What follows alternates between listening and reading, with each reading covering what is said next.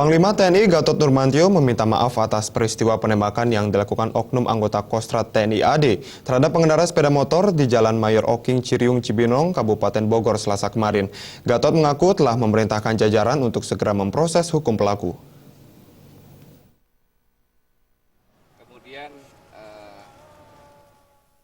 Ditemui di Istana Presiden Jakarta, Panglima TNI Gatot Nurmantio mengucapkan permintaan maaf kepada publik atas kelakuan anak buahnya dari Satuan Kostrad yang menembak hingga tewas seorang tukang ojek di Jalan Mayor Oking, Cibinong, Jawa Barat, Selasa sore kemarin. Atas peristiwa tersebut, dirinya sudah memerintahkan dilakukan proses hukum terhadap pelaku oleh Satuan Polisi Militer. Panglima memastikan bahwa sidang militer untuk pelaku dilakukan secara terbuka sehingga masyarakat dapat mengikuti jalannya sidang. Gatot juga memastikan selain diberikan sanksi, oknum TNI yang melakukan penembakan tersebut akan dilakukan pemecatan dari TNI.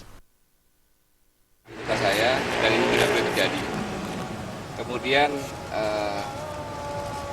saya perintahkan untuk diproses secara hukum yang berlaku di POM dan penyidikan.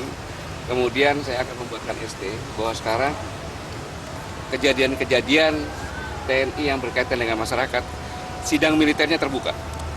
Dengan demikian maka masyarakat bisa mengetahui. Karena kalau tidak, seolah-olah TNI membuat persidangan, nanti membuat keringanan. Di situ nanti masyarakat bisa melihat. Agar penembakan yang dilakukan oknum TNI tidak terulang, Panglima memerintahkan Kepala Staf Angkatan Darat untuk melakukan evaluasi terkait penggunaan senjata di kalangan Angkatan Darat.